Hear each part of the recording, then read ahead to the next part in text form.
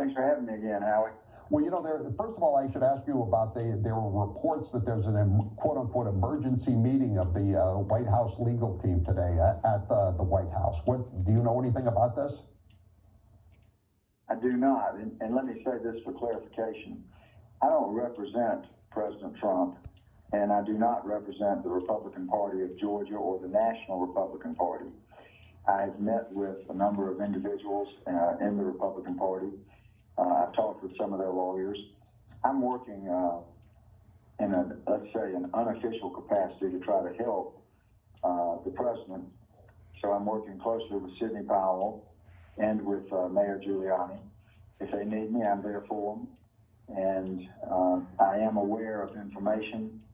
I met with Sidney yesterday all day, and I don't know the nature of the meeting, but I know that things are going to be rapidly developing over the course of the next few days, because the evidence of the computer voting fraud is mounting daily, which is a separate issue than the issue I raised when I filed my lawsuit against the Secretary of State here in Georgia.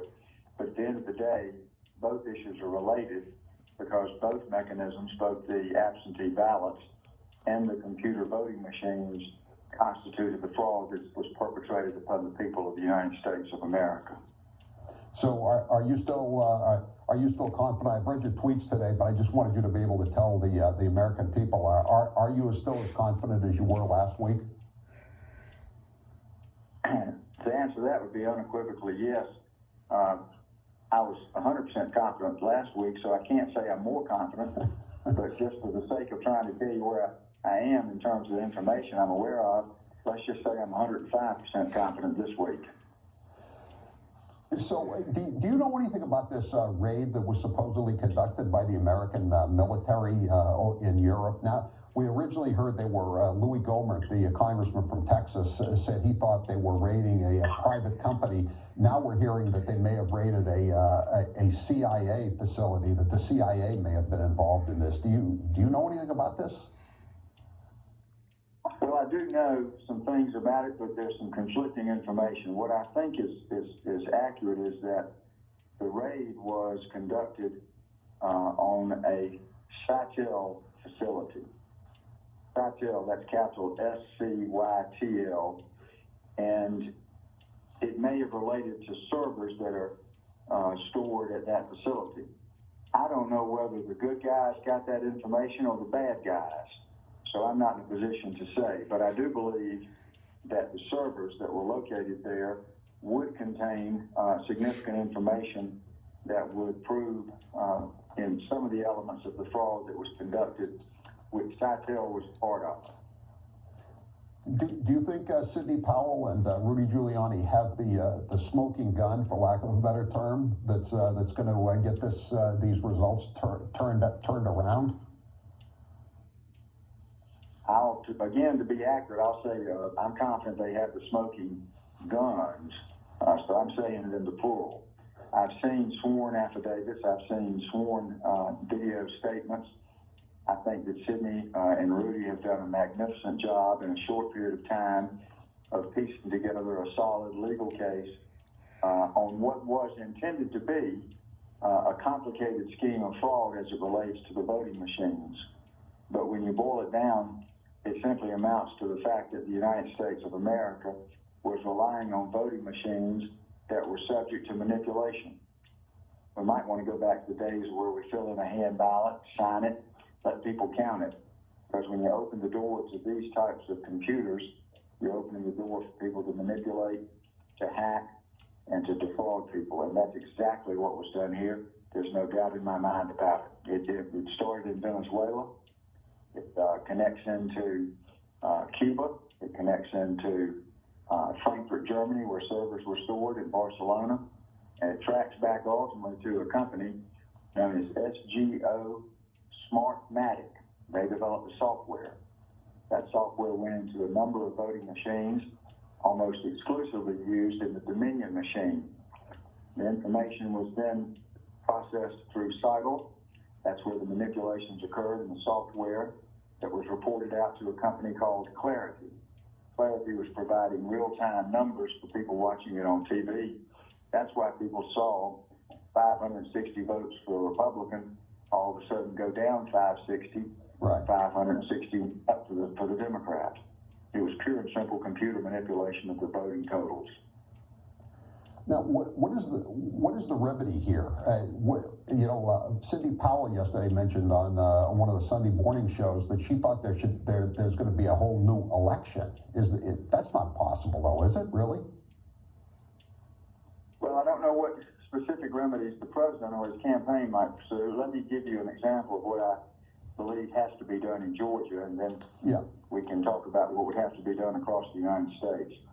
In the state of Georgia, as alleged in my lawsuit, I believe that the law is clear and that the election was unlawful and void because the Secretary of State changed the substantive rules of the election, and that can only be done by the legislature. Correct, yes. So they're going to have to void that election.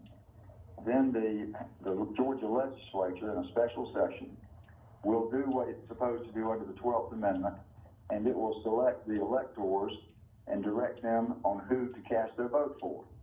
So the President of the United States can still be, and I believe will be, elected through the Electoral College, but it'll be based on state legislators determining the will of the state. The rest of the Georgia election has got to be thrown out. And there's going to have to be a new election on all the down ballot races, and they need to get busy trying to schedule everything? that in January instead of not just the Senate, because all the legislative races. Everything was infected by the computer and the absentee ballot fraud. You're not going to have the ability to go in and discern how to calculate a legitimate vote enough to be able to give the voters the integrity they deserve with respect to the election. So they're going to have a complete redo of the down ballot races. They can do that in January instead of having a runoff, because the runoff's illegitimate because it's based on an illegitimate general election. As far as nationally, I don't know the process in each state, but I think there's going to have to be some determination by the state legislatures as to whether they have confidence in the results of their particular state elections. If they do, they can certify it. If they don't, they may have to do the same thing that Georgia's going to have to do. They may have to have another down ballot election. How is this evidence going to take some time? It's going to take some time, but the time will be well spent, because I don't believe any objective, fair-minded citizen wants to be represented by individuals who were elected based on fraud by buying an election. They want people to be elected by their legitimate, valid votes. If it takes a little time, it takes a little time. We can deal with the presidency on December 14th under the 12th Amendment and the Electoral College, which is the mechanism under our Constitution for determining who serves as President of the United States. However, some of the legislators, the Republican-controlled legislatures in some of these states have said they're not going to interfere with the election returns. They, however fraudulent they are, and they don't use those terms, but that's what they mean.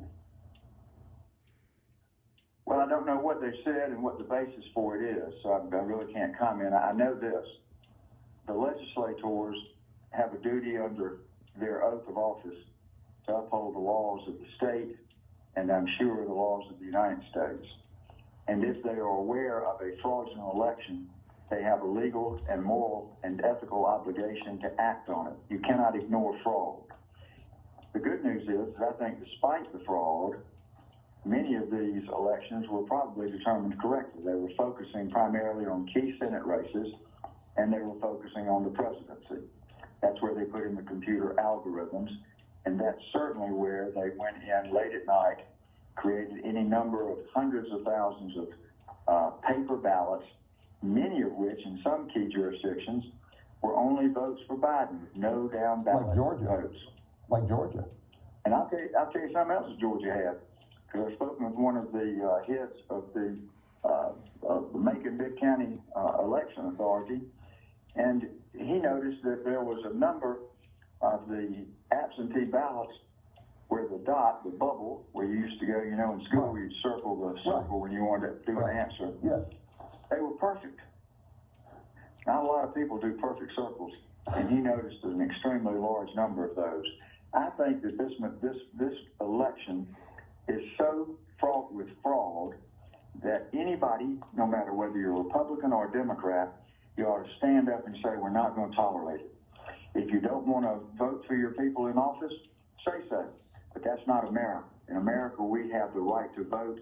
We have the right to have our vote counted, and we do not have to tolerate people manipulating and putting in a fraudulent election simply because of their agenda. And that's what happened here. It's not the first time. They did it in 2018. They did it in 2016. There's information to believe that Obama and Biden did it in 2012 in Florida. This is a scheme developed initially in Venezuela. And the scheme amounts to being able to go and buy an election in any given country. They did it in Argentina. They've done it in Chile. Now they've sold it to someone with the interest in manipulating the presidency of the United States. The evidence will eventually show who was ultimately responsible. But I think it's a combination of bad actors. I think it's people that want our country to be socialistic, to move to communistic. I'd look at China. I'd look at George Soros. I'd look at the globalists and the military-industrial complex. How soon is this all going to come? When's the Kraken going to be released, as Sidney Powell calls it? He's gone. Oh, he's done. Okay. Thank you very much, Lin Wood. Thank you for being with us. It's never too